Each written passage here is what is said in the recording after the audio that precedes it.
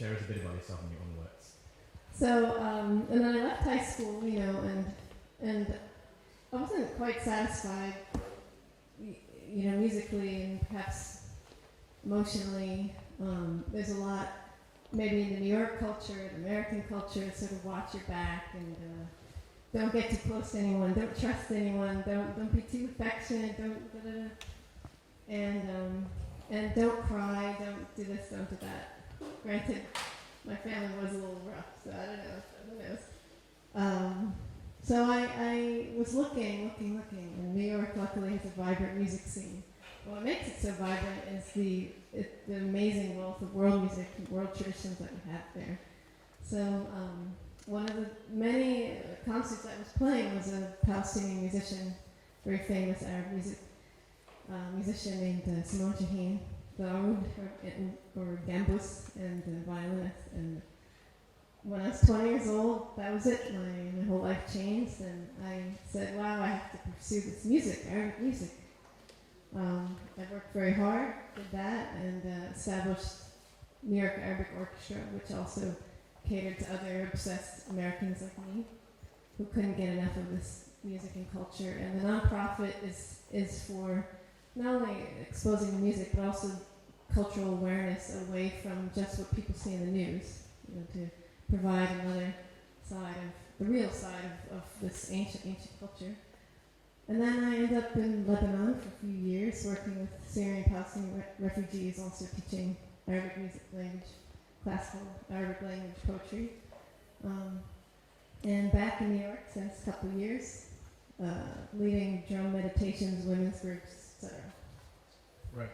So now it's not a really common career path, I would say, at least for people in this country. So when you say you're a musician, mainly a lot of everybody's impressions when you pick up a musical instrument and decide to make a living out of it, you immediately go into the industry or you go into education. And when we say education, it's quite specifically at music schools, and you teach instruments, and then you have your annual concerts, and you may or may not have your own band with your friends that you perform every few years or so. So the career path is pretty much linear in that sense. But your path is quite uncommon, relatively speaking, for people over here. So, and one of the things that you do with music, which might not be something that is readily acknowledged here, is music therapy. Now, I don't really want to go too much into that today because there's so many things we could talk about, right? But tell us a little bit about how the doors to music therapy opened for you. Was it something of an epiphany that you had the moment you realized that you could really connect it with traditional music, traditional Arabic music, and then you realized the music itself helped you connect with who you are and the people around you, and then you felt that was such an actualizing experience that maybe people could benefit from that same experience and eventually find themselves and live a decent life? Or was it something that you arrived at after following after discovering your passion and your interest in traditional music? Perfect question. So I received a master's in forensic psychology in New York, John Jay College. And also during that time was when I discovered Arabic music. So I literally was, discovering how I could be actually a musician working, and also how I could go into music therapy. But I created it myself, sort of made my own way. And going through 6 years of psychology work, of study, I went through the different types of therapies, and in this modern psychology, in the study of psychology, there's a lot of talk about disorders and how if this happened to somebody, then that's what they suffer with for the rest of their life. If the kid experienced this, that's what he has to deal with, and a lot about the pharmaceutical side of things and how they have to be drugged for the rest of their lives, and it was good that I studied psychology to know what's also what I don't agree with in the field, and how I could change it, what I could bring to it. There was very little talk about arts therapies. in the entire study. Even back in the States. Yeah, even back in the States. Yeah. Maybe, in the past 10 years it could have changed, but there's still heavy emphasis on pharmaceuticals and what's wrong forever, and the business around it. Yeah, which is, this is wrong, this is what's wrong with you, come back every week, 5 years, we'll talk about the same thing, and identity building around what's wrong with something. And this is fundamentally the problem, and the business around how the psychiatry. It's interesting you say that, because it's as if in efforts to help people understand, recognize, and then understand their condition before learning how to cope and deal with it. Obviously, you start with the best intentions at heart, but even in that effort, there is so much identity building around that alone, around the actual disorder or whatever you're going through, as opposed to who you are, and this thing that you're going through is just something that's stopping you from really being who you are. So as a result, people can't help but to self-identify with that. That's interesting. I never really saw it that way. So the story is, and this is my story, this is what I went through, versus I want to tell this story, but it's not me. This is a story to tell, and it will free other people. It will free me to say it out loud, free others to hear it. But it's not me. I'm whoever I want to be. And when you free yourself actually with the story versus identify with the story, then you have this space. And what do you fill the space with? That's the next topic, which is like the arts, the creative forms, the spoken words, storytelling, music, the dance. So speaking of filling up space, now the format, if there's such a thing, for this dialogue or this conversation that we have is like, we talk a little bit about you, we talk a little bit about what you do, and then you perform a little bit, and then we go back and forth. So I think space, when you mention space, that's a great segue to go into your first playing, your first performance. Now, do you have anything that you could play for us? Because not everyone has come attended your event so far in KL, and not everyone's able to attend the music workshop earlier today here, if I'm not mistaken, right? So for the benefit of those who haven't seen you perform, is there anything that you can share with them that relates to space? How, you've picked up a song or a music where the origins of the music is about filling space, or how you understood the space around you through that particular piece of music. Is there anything you could share? Well, it's a really beautiful question. I get into such details with my students. We don't usually talk about space in music. We usually talk about how many notes we can fit, That space is all how many notes yeah, you can fit. of course. We see around the world the young kids, they can play amazingly, but they don't stop. It's like speaking and never pausing, And the beauty in the old music is there is space between these phrases, and that was one of the things that struck me about Arabic music. And I'll play a bit of what we call taqasim. It's the art of improvisation. But what really struck me was you say a phrase and then you stop.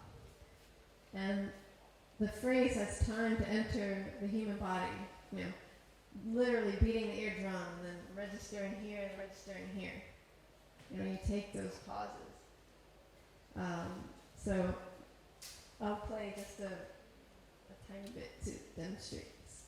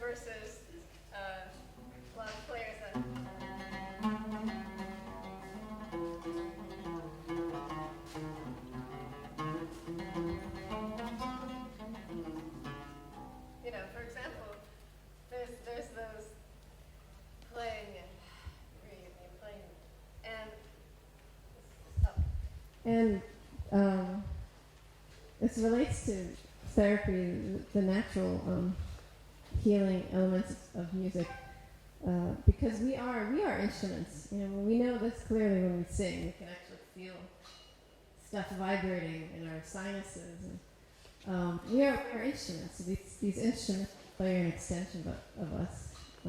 They vibrate us. We hear we're receiving. You know, we're giving and receiving. And that literally those notes that string inside, like you feel it cleansing you, feel it moving. Yeah, I mean, I get that. Like when you said space earlier, like I do spoken word. So spoken word, no matter how you say it, it's inherently American. Only because that's where it really boomed from. So, and a lot of spoken word is referential to rap and vice versa. It's only because, you know, rap stands for rhythm and poetry. So the origins of rap came from poetry. You didn't know also? Well, now you do. Yes, if you're a rapper, you like rap music, hip hop. Rap stands for rhythm and poetry. So proto-rap, the very earliest forms of rap were, the precursor to it was basically a gentleman called James Scott Heron, and he was playing in a jazz blues band. And instead of singing to his jazz and blues music, he spoke over them. But he spoke with such a rhythm and such a musical and lyrical quality that the lines couldn't help but to rhyme. See, I just did a rhyme there inadvertently. So in traditional culture, in Malaysia especially, in Malay literature, we have the pantun and the syair and the gurindam. So sing-song is part of the accent in the language. So when you said something about space, in spoken word, there's a lot of space involved because the artwork has to breathe. Yeah. It's not just about the breathing, there's a physical aspect, but it has to breathe. And there's a convergence between the artist and the public. When the artist performs a piece, and the artist is breathing through the piece is breathing, and after a certain while, the audience breathes with the performance and with the artwork. And everyone's breathing the same air, in the same space, and breathing at the same rhythm and the same pace, and then everybody is just on the same plane. That's just probably what you would describe as the climax. You just use a word on at Marcus the other night where you achieve a certain. Yes. So can I just have a small request for the benefit of those who didn't catch that performance? That night you played the drum and you had a performance where you were reciting certain lines, and it was just those lines were just sitting on the drum, and it was repetitive, it was droning, but it was meditative, and we'll get into that a little bit later. But I thought there was a very strong spiritual quality to it, and I thought that you should just share it with the audience today, and then we'll talk about it a little. I was singing. I think you were just reciting some things, and then you were just playing it. I think it was something of a hymn, sounded like a hymn of some sort. You were playing the drum, and then you went, and then I think that was it. Oh, yes. Yes. Yeah. That one. Okay. Yeah. Yeah. Well, what I was doing, I was showing a very, very old ceremony, which we could trace back 100,000 years, actually, which sounds kind of impossible, but most of the literature and research implies that the oldest spiritual form of shamanism existed since then. And they use this as the tool, the same drum. Maybe not this one. This drum called the frame drum. And also what history seems to imply, a lot of the artifacts and the carvings of many different regions is that women were players of the drum and the flutes, and seemed to be the shamans and seemed to be the ones wearing the animal heads. And also we had a lot of symbolism like vulvas and reproductive systems of women, and really women worship and goddess worship pre-Islam, pre-Christianity, pre-Jew. There's a whole thousands of years of woman worship, and this magical creature who gave birth, and this magical creature who lined up with the celestial body with the moon and the blood moon cycles. Anyway, so at That's okay. So I was doing that, but it's a very deep thing that got involved. Yeah, I don't know. Yeah, because you kind of like have to get into that a little bit, get into the mood a little. Pardon me for saying that. I just got a request, April. Oh, okay. So this is informal, yeah. So, somebody would like me to play the Andalusian song. God, if I do not pronounce this right, do not kill me. Lama Bada Lafra. Yeah. Yeah, that. I'm sorry.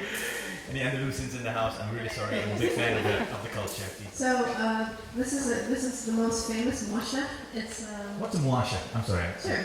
Mwasha is old classical Arabic music from the Al-Andalus period. Okay. When the Arabs were settled in Spain, like 700 years, around 700 AD. So this is the most famous. Like every big singer has sung this song, and it's in classical Arabic poetry.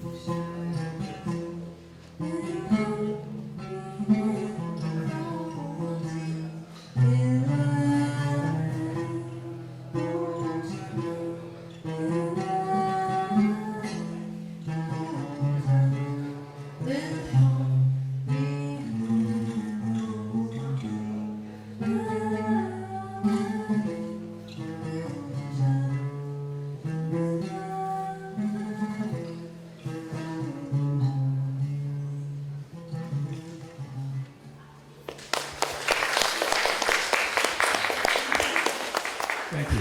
You said it was the lyrics were Arabic poetry, right? So may I know who wrote the poem? Is it known? I don't think we know. You I don't. think we know. What does it mean? What's the story? It's a lot of these mushahat, a lot of it is about love and passion. And it's not clear if it's a guy or a girl, but it's about a guy or a girl that came, and it's a poetry really about describing this like beautiful being. Like that's the thing. Some languages just have a musical and lyrical quality to them that sometimes it doesn't really require the listener to really understand what's being said to the letter, right? Yeah. And that's where I want to go to. Like we were talking a little bit about music therapy, just a little bit as an introduction. You played the song, and then I asked you. I mean, we talked a little bit about space, and you said like music was about culture. It helps you identify, and there were things that you learned in psychiatry that you didn't agree with. Understandably, so we all make up our own minds. So I want to ask you, like, what's the difference between Arabic music or Arabic traditional music or traditional music in general? What's the difference between that and popular music? And when I say popular music, while I may not use the terms in a politically correct manner, let's take from classical music onwards, because that was when music has been codified. So from classical music onwards, modern music, Western music, classical music onwards. So, so what's the difference between popular music, right, or modern music, with classical or traditional music, and how does that help anyone, you, get into that space, and you know, how does the whole thing help somebody with regards to his or her identity, his or her culture, belonging, and and all that. Well, to understand music therapy is understanding music, where it came from, and for thousands of years, really our whole history up until very, very recently, it was one with health and with spirituality, and frankly with all the other disciplines. And it wasn't a question, is it an option when you take it at school or not? No, it was everyone learned music, everyone learned the arts, everyone played an instrument.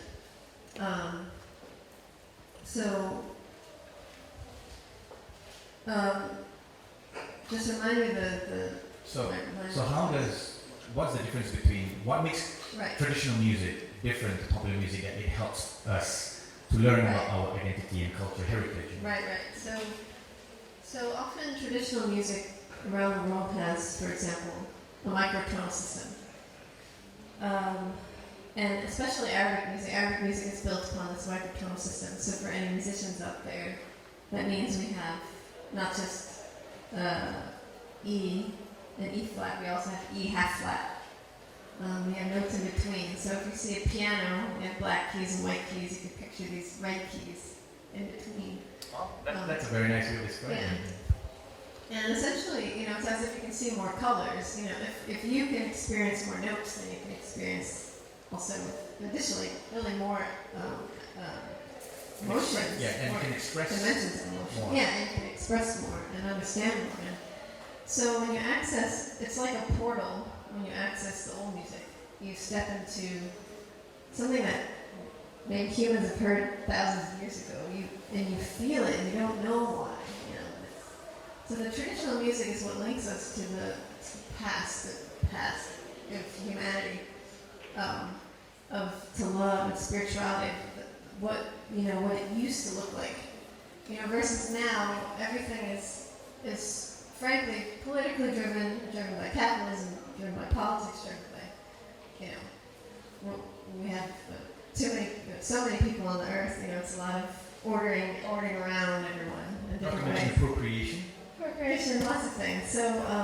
So the interesting thing is, I've studied about Pythagoras. Pythagoras, if you've heard this name. Yeah. He knew the power of music, so he created like a secret society around it. So Okay. this ends up in the wrong hands, we're in trouble.